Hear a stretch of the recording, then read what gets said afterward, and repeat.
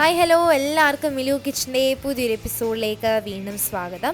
അപ്പോൾ ഇന്ന് മിലു കിച്ചണിൽ നമ്മളൊരു ഒരു ഗ്രേപ്പ് വൈൻ്റെ റെസിപ്പി കൊണ്ടാണ് വന്നിരിക്കുന്നത്.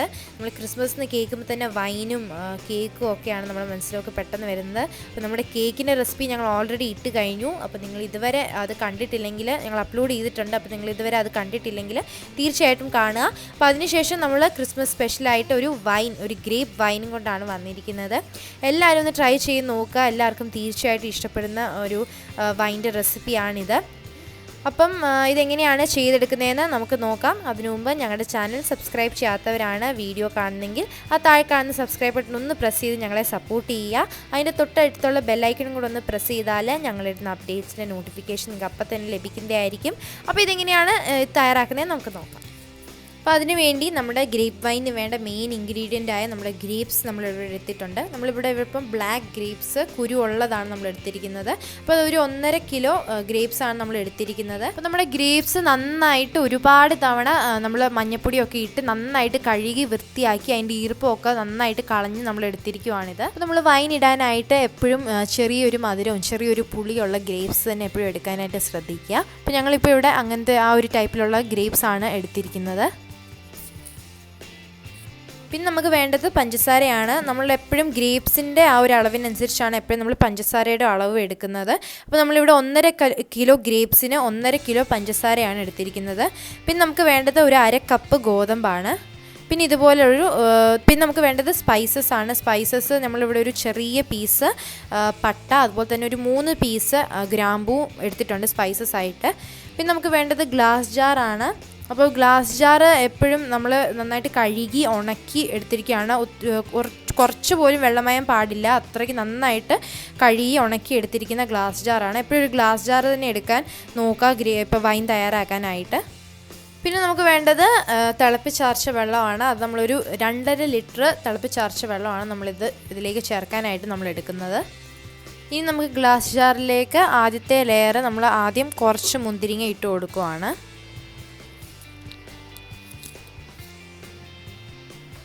നമ്മൾ മുന്തിരിങ്ങ ഇട്ടതിന് ശേഷം അടുത്ത ലെയറായിട്ട് നമ്മൾ പഞ്ചസാര ഇട്ട് കൊടുക്കുവാണ്. കുറച്ച് പഞ്ചസാര ഇട്ട് കൊടുക്കാം. ഇനി നമ്മൾ പഞ്ചസാര ഇട്ടതിന് ശേഷം അടുത്തൊരു ലെയറായിട്ട് വീണ്ടും നമ്മൾ മുന്തിരിങ്ങ ഇട്ട് കൊടുക്കുവാണ്.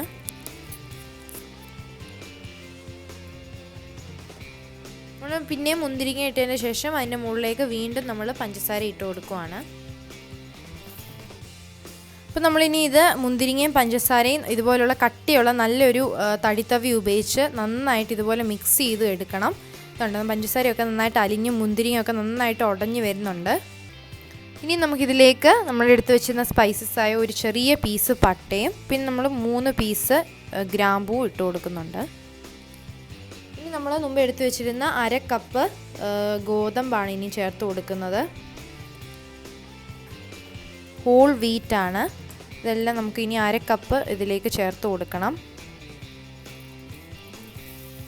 ഇനി നമ്മൾ ഇതിലേക്ക് നമ്മൾ എടുത്തു വെച്ചിരിക്കുന്ന തിളപ്പിച്ചാർച്ച വെള്ളം നമ്മൾ ഒഴിച്ചു കൊടുക്കുവാണ്. ഇനി നമുക്കിതിലേക്ക് ഒരു 1/4 ടീസ്പൂൺ ഈസ്റ്റ് ചേർത്ത് കൊടുക്കാം. അതിനുശേഷം വീണ്ടും നമ്മളൊരു തടിത്തവി ഉപയോഗിച്ച് നന്നായിട്ട് മിക്സ് ചെയ്ത് കൊടുക്കണം. നമ്മൾ വൈൻ മേക്ക് ചെയ്യാനായിട്ട് മൊത്തം ഒരു 21 ഡേയ്സാണ് നമ്മൾ എടുക്കുന്നത്.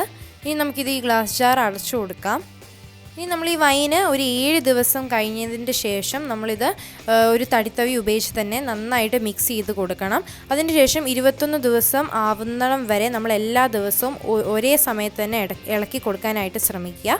അപ്പോൾ നമുക്കിനി 21 ദിവസം ഇത് വെയിറ്റ് ചെയ്ത് അതിന് ശേഷം നമുക്കിത് അരിച്ചെടുക്കാനായിട്ടാണ്. ഇപ്പോൾ ഒരു 21 ഡേയ്സ് കഴിഞ്ഞിട്ടുണ്ട്. നമ്മുടെ വൈൻ റെഡിയായി വന്നിട്ടുണ്ട്. കണ്ടോ? അപ്പോൾ ഇനി നമ്മളിത് അരിച്ചെടുക്കാൻ വേണ്ടിയിട്ട് പോവാണ്. അപ്പോൾ നിങ്ങൾക്കൊരു തുണിയോ അല്ലെങ്കിൽ ഒരു അരിപ്പയോ ഉപയോഗിച്ച് നമുക്കിത് അരിച്ചെടുക്കാവുന്നതാണ്. ഞങ്ങളിപ്പോൾ ഒരു തുണിയും അരിപ്പയും രണ്ടും ഉപയോഗിച്ചാണ് അരിച്ചെടുക്കുന്നത്. എന്നാലേ അത് നല്ല ക്ലിയർ ആയിട്ട് വരത്തുള്ളൂ. അതുകൊണ്ടാണ് നമ്മളിത് രണ്ടും ഉപയോഗിക്കുന്നത് അരിച്ചെടുക്കാനായിട്ട്. അപ്പോൾ നമുക്ക് ഇതൊന്ന് അരിച്ചെടുക്കാം. അപ്പോൾ നമ്മൾ അരിച്ചെടുക്കാനായിട്ട് ആദ്യമേ നമ്മളിത് ഇതുപോലൊരു വലിയ പാത്രം എടുത്തിട്ടുണ്ട്. ഈ പാത്രത്തിൽ ഒട്ടും വെള്ളമയം കാണാൻ പാടില്ല. അപ്പോൾ ആദ്യം നമ്മളിത് ഒരു വലിയ അരിപ്പയിലാണ് നമ്മൾ അരിച്ചെടുക്കുന്നത്. അതിനുശേഷം നമ്മളിതൊരു കോട്ടൻ്റെ തുണിയിൽ നമ്മൾ അരിച്ചെടുക്കും. കോട്ടൻ്റെ തുണിയാണ് ഞങ്ങളിപ്പോൾ എടുത്തിരിക്കുന്നത്. നിങ്ങളുടെ കയ്യിൽ തോർത്തുണ്ടെങ്കിൽ അതിൽ നമുക്ക് അരിച്ചെടുക്കാവുന്നതാണ്. അപ്പോൾ ആദ്യം അരിപ്പയിൽ അരിച്ചെടുത്തിട്ട് അതിനുശേഷം നമ്മൾ കോട്ടൻ്റെ തുണിയിൽ അരിച്ചെടുക്കാനായിട്ട് പോവാണ്.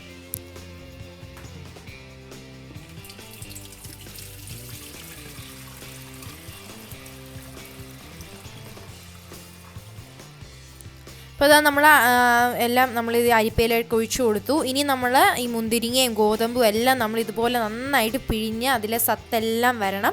അപ്പോൾ അതിൻ്റെ നന്നായിട്ട് പിഴിഞ്ഞ് അതിൻ്റെ നീരെല്ലാം നമുക്ക് എടുക്കാം. നമ്മൾ അരിപ്പയ്ക്കകത്ത് അരിച്ച് മാക്സിമം നമ്മൾ പിഴിഞ്ഞെടുത്തിട്ടുണ്ട്. ഇനി നമ്മൾ ഒരു ഭരണിക്കകത്തോട്ട് നമ്മളത് കോട്ടൻ്റെ തുണി കൊണ്ട് നമ്മൾ പിന്നെ അത് അരിച്ചെടുക്കാൻ വേണ്ടി പോവാണ്. അപ്പോൾ നമ്മളൊരു ഭരണി എടുത്തു. അതിൻ്റെ മുകളിലായിട്ട് നമ്മളിതുപോലെ ഒരു കോട്ടൻ്റെ തുണി വെച്ച് കൊടുക്കുകയാണ്.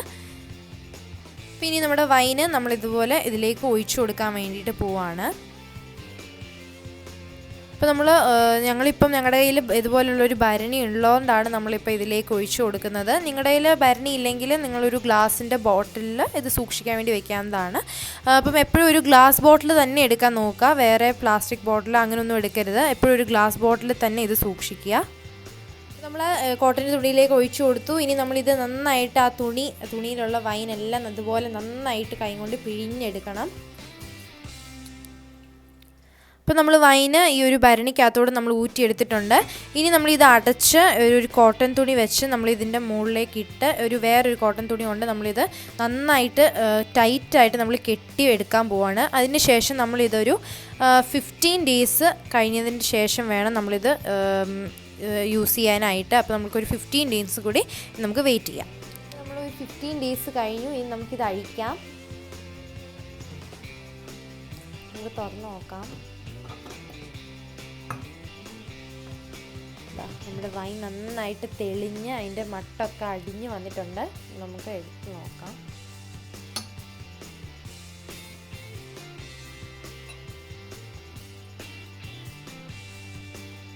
കണ്ടോ, നമ്മുടെ വൈന് ഇത് നന്നായിട്ട് തെളിഞ്ഞ് വന്നിട്ടുണ്ട്. വൈൻ ഇവിടെ റെഡിയായി കഴിഞ്ഞു. ഇതെല്ലാവരും തീർച്ചയായിട്ടും വീട്ടിൽ ക്രിസ്മസിന് ട്രൈ ചെയ്ത് നോക്കണം. അപ്പോൾ നമ്മൾ അടുത്തൊരു റെസിപ്പി ആയിട്ട് വീണ്ടും വരുന്നതായിരിക്കും. അതിന് മുമ്പ് ഞങ്ങളുടെ ചാനൽ സബ്സ്ക്രൈബ് ചെയ്യാനും ബെല്ലൈക്കൺ പ്രസ് ചെയ്യാനും ഒന്നും നിങ്ങൾ മറക്കരുത്. അപ്പോൾ അടുത്തൊരു അടിപൊളി റെസിപ്പി ആയിട്ട് വീണ്ടും വരുന്നവരെ നന്ദി, നമസ്കാരം.